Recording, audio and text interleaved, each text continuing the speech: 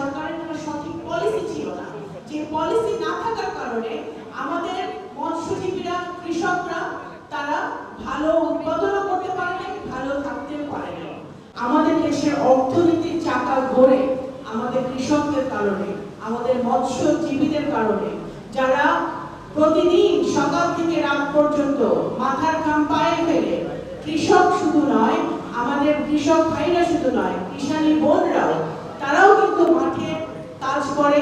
তারা যারা মৎস্য চাষী, তারা তাদের মৎস্য উৎপাদনের জন্য তারা সকাল থেকে রাত পর্যন্ত কাজ করে। আজকে এই দিনটি এই কারণে গুরুত্বপূর্ণ যে মাননীয় প্রধানমন্ত্রী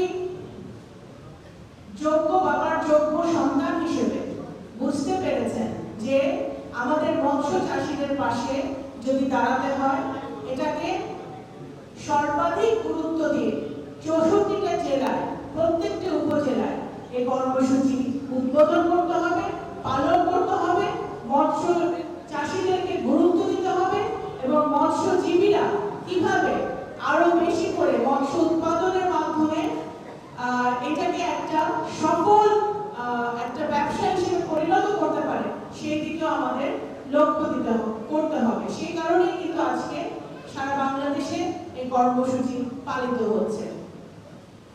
আজকে আমরা বলি, আপনারাও বক্তব্যে বলেছেন যে শস্য শ্যামলা সুফলা নদীমাতৃক দেশ বাংলাদেশ। এই ব্যাপারটা, এই চরম সত্যটা আমি মনে করি প্রথমে বুঝতে পেরেছিলেন আধুনিক বাংলাদেশের রূপকার, স্বাধীনতার ঘোষক শহীদ রাষ্ট্রপতি জিয়াউর রহমান।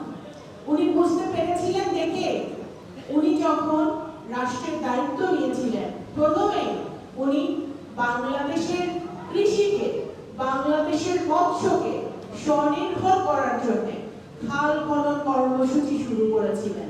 উনি নদীমাতৃক দেশে আমাদের পানির যে সমস্যা, এই সমস্যাকে অনুধাবন করে আমাদের কৃষক ভাইদের জন্য, মৎস্যজীবী ভাইদের জন্য এই কর্মসূচি উনি শুরু করেছিলেন।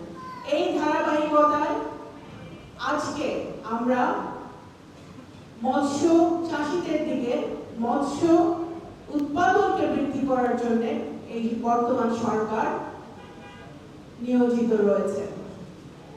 মাননীয় প্রধানমন্ত্রী যখন আমরা বাংলাদেশ জাতীয়তাবাদী দল একটি সফল একটি নির্বাচনের পরে, একটি নিরপেক্ষ নির্বাচনের পরে যখন সরকার গঠন করে, বিপুল ভোটে জয়ী হয়ে, তখন আমরা যখন সরকারের দায়িত্বে নেই, প্রথমে যে কাজটি প্রধানমন্ত্রী করেছিলেন সেটি হচ্ছে কৃষকদের কৃষি ঋণ মওকুফ।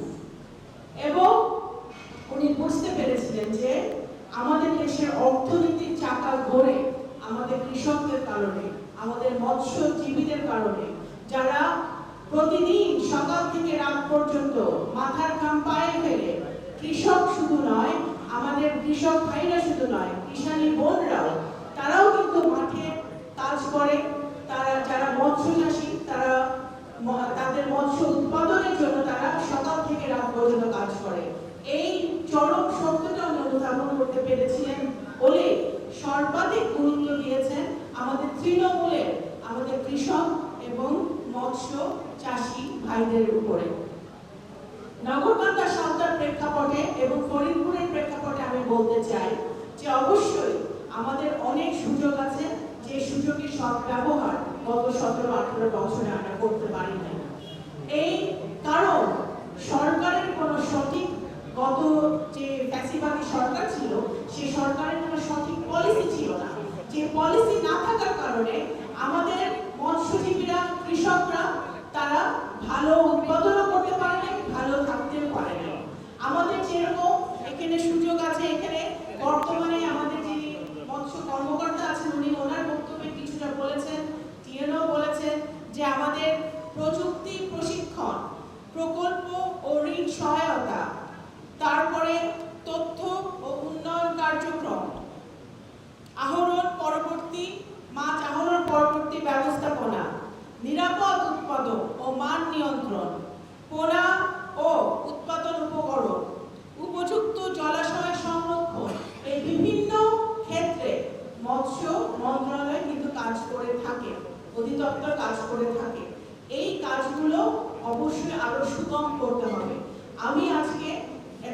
বলতে চাই, যারা আপনারা মৎস্য চাষ করছেন বা এটাকে একটা জীবিকা হিসেবে আপনারা নিয়েছেন, এই জীবিকা যেন আপনারা ভালোভাবে নির্বাহ করতে পারেন এবং মৎস্য ব্যবসায়ীরা যেন ভালোভাবে এই ব্যবসাটা করতে পারে, সেজন্য অবশ্যই আমরা আমাদের মৎস্য চাষী এবং মৎস্য ব্যবসায়ীদের পাশে দাঁড়াতে হবে। আমাদের নদী নালা খাল খননগুলো আরো বেশি আমাদের এই উপযোগী করতে হবে, যাতে আমরা আজকে যে কাজটি করলাম মাছের পোনা ছেড়ে বা মাছ আমরা পানিতে ছেড়ে, সেই কাজটা আমরা যেন আমাদের কৃষক ভাইরা মৎস্য চাষী ভাইরা যেন ঠিক মতো করতে পারে, সেই জন্য সঠিকভাবে তাদের পাশে থাকতে হবে। আমি মনে করি, আমি বিশ্বাস করি যে সরকারের এই উদ্যোগ যেটা আমরা গ্রহণ করেছি, এই উদ্যোগ অব্যাহত থাকবে এবং আমাদের এখানে যারা কর্মকর্তারা আছে তাদেরকে আমি অনুরোধ করবো যে আপনারা সর্বশক্তি দিয়ে আমাদের মৎস্য চাষীদের পাশে থাকবেন এবং আমাদের মৎস্য চাষীরা যেন তাদের যে সুবিধা অসুবিধাগুলো সেগুলো আমাদের লিপিবদ্ধ করতে হবে। সবারই কিন্তু সমস্যা আছে, এই সমস্যাগুলো তো আগে আইডেন্টিফাই করতে হবে, জানতে হবে সমস্যাগুলো কি।